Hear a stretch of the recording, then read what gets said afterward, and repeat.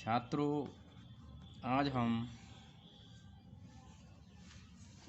फणीश्वरनाथ रेणु की चर्चित कहानी मारे गए गुलफाम उर्फ तीसरी कसम की चर्चा करेंगे। इस पर यह महत्वपूर्ण प्रश्न भी पूछा जाता रहा है कि तीसरी कसम कहानी का कथासार प्रस्तुत कीजिए। तो छात्रों, प्रारंभ करते हैं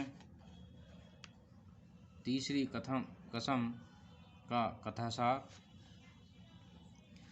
फणीश्वरनाथ रेणु आंचलिक कथाकारों में सर्वाधिक चर्चित कथाकार हैं।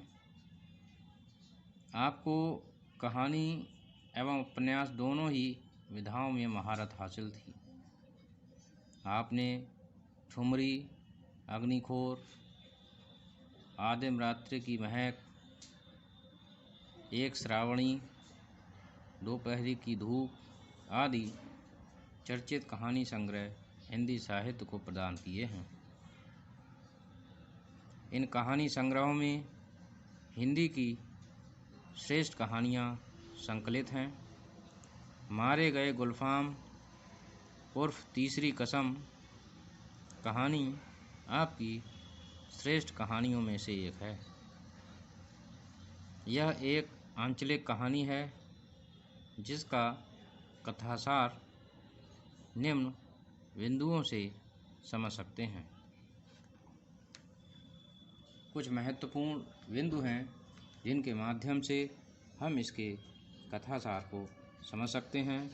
सबसे पहला बिंदु है हीरामन गाड़ीवान की पहली कसम। दूसरा बिंदु है हीरामन गाड़ीवान की दूसरी कसम। तीसरा बिंदु नौटंकी की जनानी सवारी हीराबाई। चौथा बिंदु हीरामन और हीराबाई का परिचय। पांचवा बिंदु नौटंकी का आमंत्रण। और नंबर 6 हीरामन गाड़ीवान की तीसरी कसम। तो शुरू करते हैं। सबसे पहला बिंदु हीरामन गाड़ीवान की पहली कसम। हीरामन पिछले 20 साल से गाड़ी को चला रहा है। कंट्रोल के ज़माने में चोर बाजारी का माल भी उसने इस पार से उस पार के लिए ढोया था। पहली बार उसने 4 खेप सीमेंट और कपड़ों की गाड़ी से भरी गाड़ी जोगबनी से विराटनगर तक पहुंचाई थी।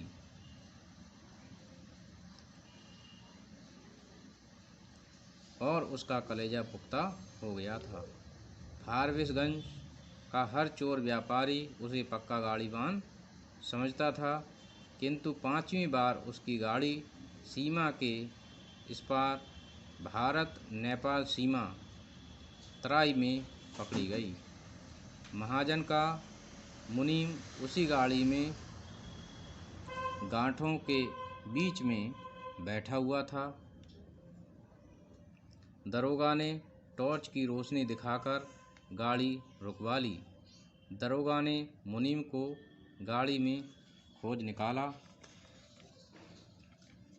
यह सब देखकर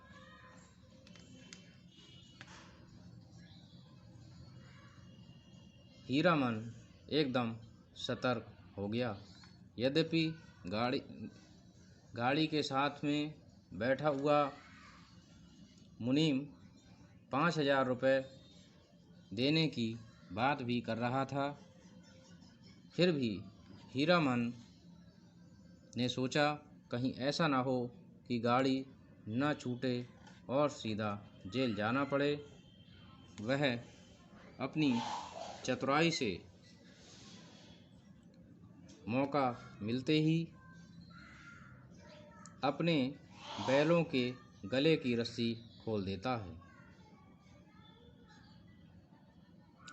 रस्सी खोलने के बाद अपने दोनों बैलों के लिए गाड़ी से हटा देता है और झाड़ियों के अंधेरे में कोई उन्हें न देख ले, इसलिए बड़ी ही सावधानी पूर्वक उन बैलों को गाड़ी से वह अलग कर देता है।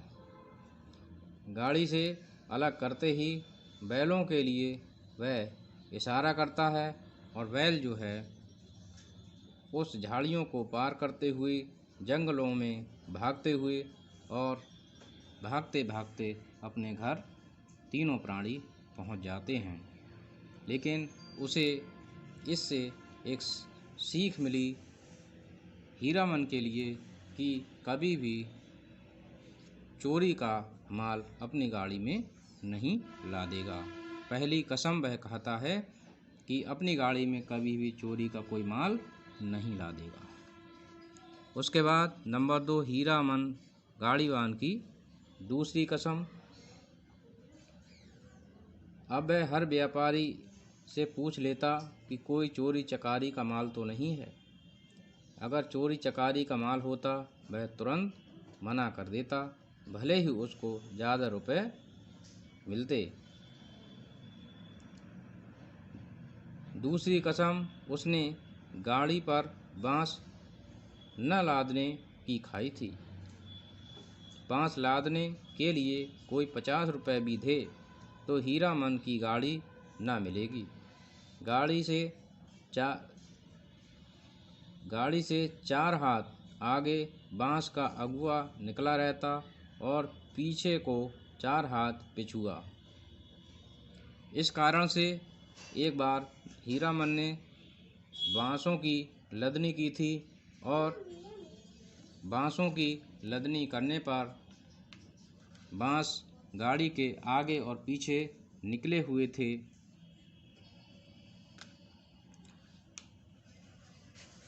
इस कारण से गाड़ी मोड़ पर जाते ही घोड़ा गाड़ी से टकरा गई और वह घोड़ा गाड़ी गिर गई।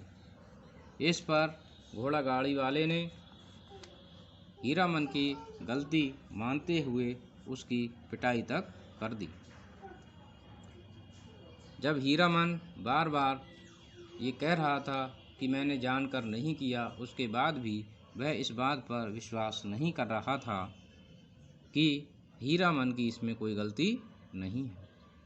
ये सब देखकर ये घटना जब घटित हुई तब हीरामन ने उसी समय दूसरी कसम खाई थी कि कभी भी बांस की लदनी नहीं करेगा, भले ही इसके लिए उसको अधिक रुपए दिए जाएं, परंतु बांस की लदनी के लिए हीरामन कभी भी तैयार नहीं होगा। उसने ये दूसरी कसम खाई थी।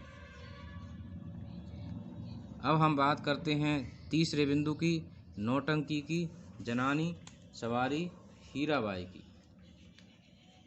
हीरामन को लगता है कि 2 वर्ष से चंपानगर मेले की भगवती मैया उस पर प्रसन्न है। पिछले साल बाग गाड़ी ढोकर 100 रुपये मिल गए थे और इस बार ये जनानी सवारी औरत है, यह चंपा का फूल, पूरी गाड़ी महक रही थी।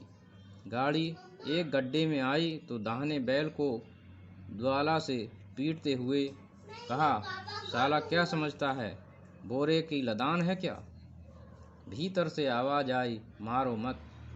कैसी फेनू गिलासी एकदम आवाज़ थी। उस समय तक हीरामन को यह भी पता नहीं था कि उसकी गाड़ी में कौन सी महिला बैठी हुई है। उससे पहले वह डर भी रहा था और ईश्वर से प्रार्थना कर रहा था कि सही सलामत वह जो है मेले तक पहुंच जाए। जैसे ही वह बैल को मारने के लिए होता है और जब हीराबाई उसको न मारने के लिए बोलती है, तब जो है कहीं वह उसको देख पाता है और निश्चिंत हो पाता है। इसके बाद अब हम बात करते हैं हीरामन और हीराबाई का परिचय। यह बिंदु भी अत्यंत महत्वपूर्ण है, इस पर भी चर्चा करें जरा। सवारी ने पूछ ही लिया, भैया तुम्हारा क्या नाम है? हीरामन ने उत्तर दिया, मेरा नाम हीरामन है। सवारी मुस्कुराने लगी तो वह कहने लगी कि मैं तुम्हें तब तो मीता कहूँगी। मेरा नाम भी हीरा है, अर्थात मेरा नाम भी हीराबाई है। हीरामन जब बैलों को मारने लगा तो वह उसे रोकने लगी। मारो मत, धीरे धीरे चलो, जल्दी क्या है? हीरामन सोचने लगा कि इसमें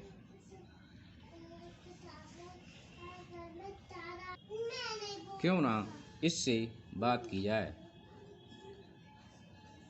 क्योंकि उसकी गाड़ी पूरी तरीके से हीराबाई की सुगंधी से महक रही थी और उसके बोलने पर, उसके देखने पर एकदम से उसके मुंह से निकला कि उई, ये तो परी है।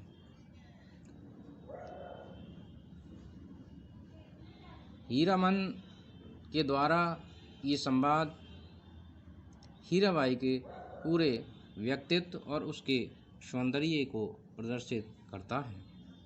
उसने कभी इतनी सुंदर महिला नहीं देखी जो सुगंधी से युक्त हो।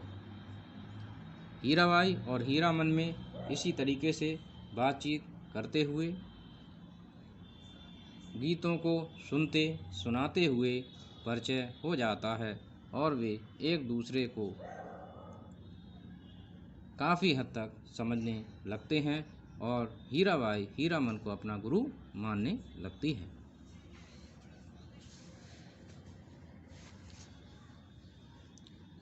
इसके बाद अगला बिंदु है नौटंकी का आमंत्रण। जैसे ही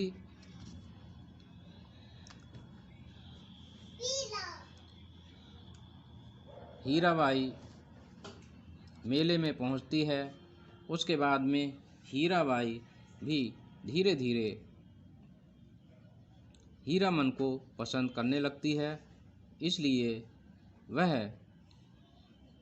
हीरामन के लिए अपनी तरफ से पास बनवा देती है और हीरामन से पूछती है कि तुम्हारे और कितने साथी हैं।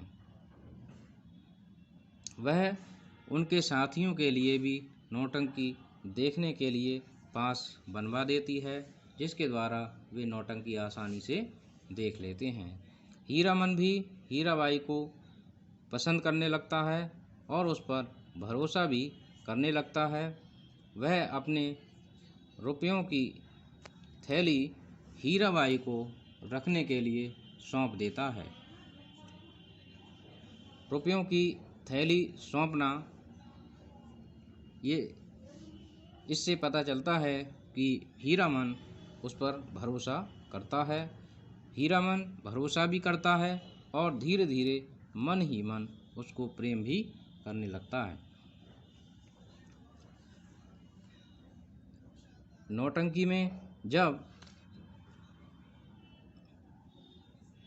किसी शराबी द्वारा हीराबाई को अपशब्दों का प्रयोग किया जाता है तो हीरामन और उसके साथी उस पर एकदम टूट पड़ते हैं।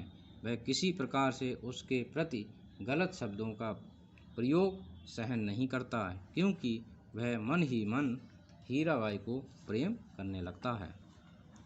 उसके बाद नंबर 6, हीरामन गाड़ीवान की तीसरी कसम।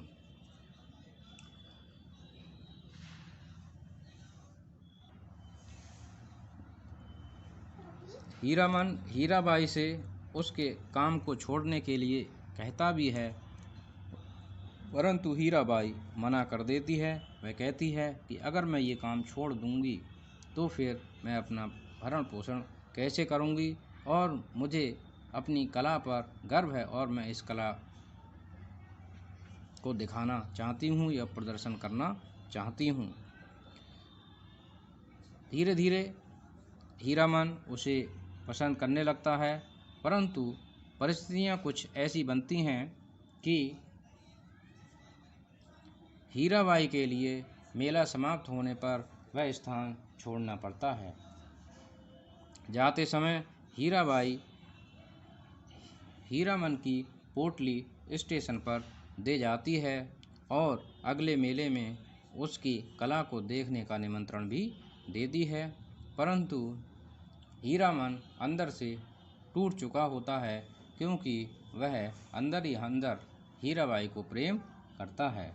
और उसके बाद जब हीराबाई चली जाती है तो तुरंत ही हीरामन तीसरी कसम खाता है कि आज के बाद कभी भी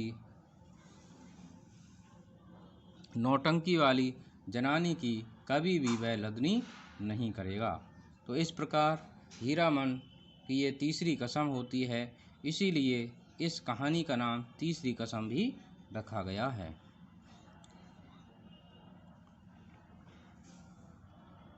तो मैं समझता हूँ छात्रों कि आज आपको मारे गए गुलफाम उर्फ तीसरी कसम कहानी का कथासार समझ में आ गया होगा। धन्यवाद।